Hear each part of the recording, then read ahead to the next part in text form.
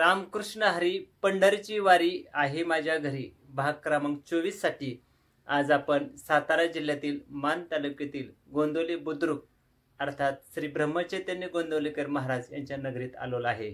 आपण जे चित्र बघत आहात ते चित्र आहे बुवा पवार अर्थात प्रल्हाद पवार यांच्या घरी आलेलो आहे।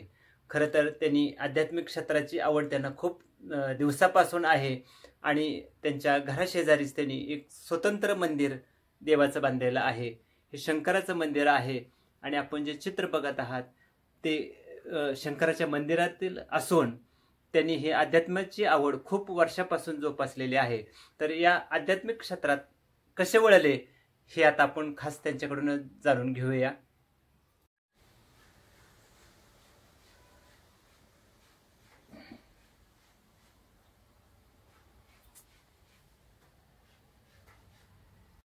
बुवा मानदेश भूषण यूट्यूब चॅनल मध्ये तुमचं खूप खूप स्वागत।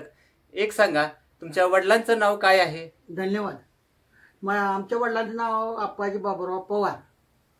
बर, आईचं? भागोबा आप्पाजी पवार। बर, तुम्हाला भाऊ किती आहेत? मला भाऊ 4 आहेत। काय नाव आहे ती त्यांचे?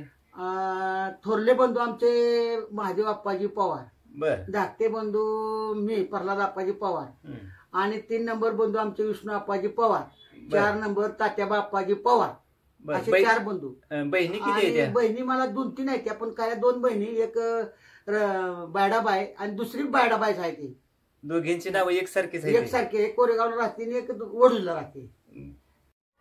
बुवा एक सांगा तुमचं शिक्षण किती झालेलं आहे? मी 6वी पास झालेलं आहे। बर, 6वी पास झाल्यानंतर पुढे काय केलं? 6वी पास झाल्यानंतर घरीच काम करत होतो। शाळा आता सुटली माझी परिस्थितीच्या मानाने, घरी काही दिवस मोबाईलला दिवस काढले आणि नंतर मी इकडे आलो। बरं, इकडे आल्यानंतर काय करत होता? इकडे आलेले 1 वर्षभर घरी राहिलो, काही इकडे तिकडे काम केलं आणि मग मला सर्व्हिसला लागलो। बरं, कशात सर्व्हिसला लागली? मी जिल्हा परिषदला लागलो नोकरीला। बरं, काय कुठलं काम करत होता? ट्रेनर म्हणून लागलो, पण वाहन चालकातच बरेच दिवस काम केलं, 20-25 वर्ष मी। 25 वर्ष? रिटायर केव्हा झाला? रिटायर मी 1916ला झालो। 16ला झाला?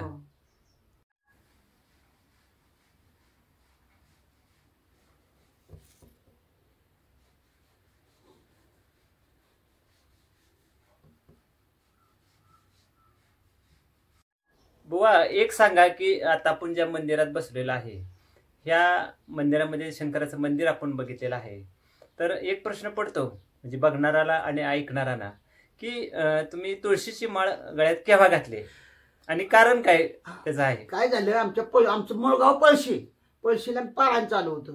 पारायण चालू असताना आमचे वडील तिथे पारायणात मेन असायचे। रंगाशेठजी म्हणून त्यांचे ते पारायण करत होते, त्यांच्यात ते रंगाशेठजी म्हणून मेन होते। त्याच्यात वडील आमचे मेन सगळं कारभार बघायचे। तर त्यावेळेस आम्ही दोघांनी वडिलांनी मी माळ घातली। 1900 मला वाटतं काहीतरी 70 साली माळ घातली। 70 साली घातली। बर, कोणी सांगितली म्हणून घातली का आपलं? नाही, लहानपणापासून देवाला नाद असल्यामुळे आणि वडील बी बंधात असल्यामुळे आम्हाला भक्ती मार्गातच असल्यामुळे ती मार्ग आम्हाला तिथंच जावं लागलं ना। त्या मार्गाला माळ घालण्याच्याच परत तिथे जावं लागलं। वयाच्या मी 10-11 वर्षी माळ घातलेली आहे।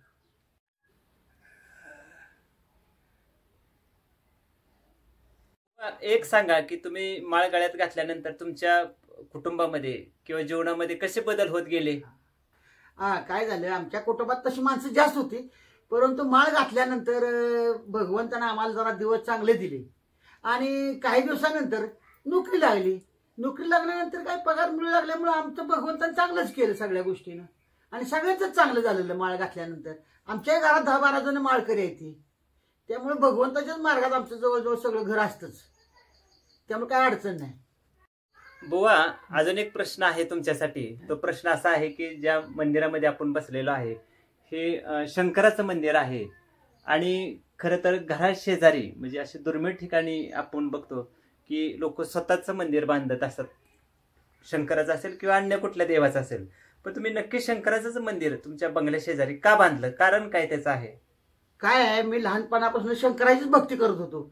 मला वाटलं बाबा आपल्या घरात मंदिर शंकराचं असावं, म्हणून लहान एक छोटंसं मी आधी मंदिर बांधलं आणि काही दिवसानंतर मला वाटलं मोठं मंदिर असावं, म्हणून मी त्यानंच महादेवाला म्हणलं मला काहीतरी पैसे माझं थटलेलं मिळावं आणि मी तुमचं मोठं मंदिर बांधतो। तर मला ते 1 लाख रुपये थटलेलं लवकरच मिळालं पण मग मी मोठं मंदिर बांधलं महादेवाचं.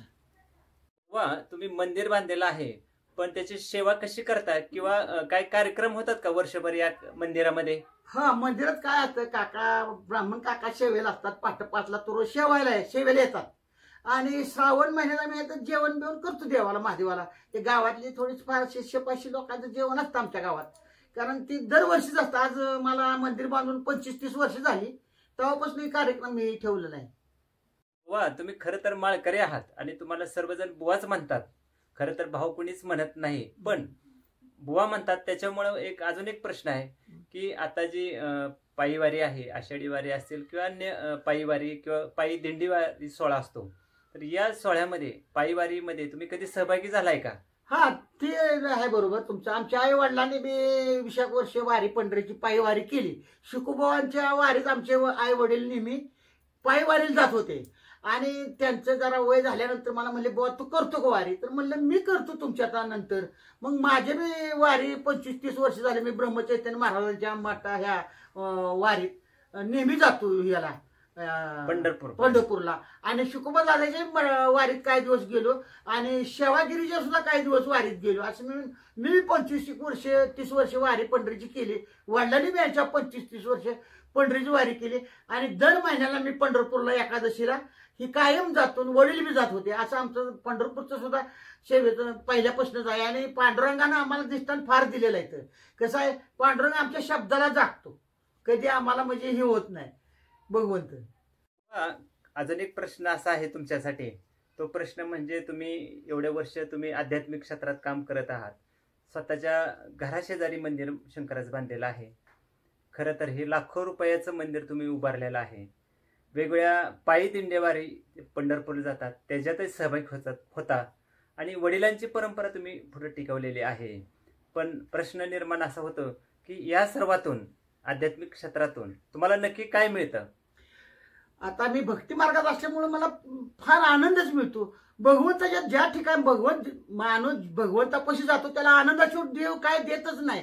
आणि धन दौलत सुद्धा देतो, पण ती काय हे आपल्या पोटासाठीच पाहिजे. पण आनंद हा फार महत्वाचा आहे आणि मला आनंद सगळ्यात जास्त मिळतो. बुवा, जे लोक आता आपलं बघत आहेत त्या लोकांना तुम्ही काय सांगू शकता? काय आहे, जो भगवंताची सेवा करतो किंवा भगवंताचं नाव घेतो त्याला भगवंत चुकी ठेवतो. तर माझ्या मतानं प्रत्येक माणसानं भगवंताची सेवा करावी, नीती धर्मानं वागावं, सगळ्याने भगवंताकडेच वळावं, म्हणजे आपल्याला सुख समाधान लाभेल. ही फार माझी इच्छा आहे, असं मी त्यांना सांगू शकतो. भाग क्रमांक 24 साठी आताच आपल्याला बुवानी दिलखुलास मुलाखत दिली, माहिती दिली. खरं तर त्यांना मनापासून धन्यवाद आपण देऊया. आणि आध्यात्मिक क्षेत्रातनं काय मिळतं हे त्यांनी आपल्या बोलताना सांगितलेलं आहे. आणि आध्यात्मिक क्षेत्राची ओढ आपला सर्वांनाच असावी असं त्यांनी सांगितलेलं आहे. पांडुरंगाच्या चरणी, परमेश्वराच्या चरणी लीन झाल्यानंतर किती समाधान मिळतं हे अनुभवावं असं त्यांनी सांगितलेलं आहे. बुवांना या आध्यात्मिक क्षेत्रात चांगलं काम करत आहेत. त्यांच्या मंदिरामध्ये वर्षातून एक कार्यक्रम होत असतो. अन्नदान ते करत असतात आणि स्वतःच्या घराशेजारी लाखो रुपयाचं त्यांनी मंदिर बांधलेलं आहे. खरोखर भाऊंचं कार्य अर्थात बुवांचं कार्य हे सर्वांना प्रेरणादायक ठरलेलं आहे. आणि त्यांच्या या आध्यात्मिक कार्याला मानदेश भूषण यूट्यूब चॅनलतर्फे मनापासून शुभेच्छा. रामकृष्ण हरी. चला, पंढरीची वारी आता सुरू आहे. आपण सर्वजण त्या वारीमध्ये सहभागी होऊया.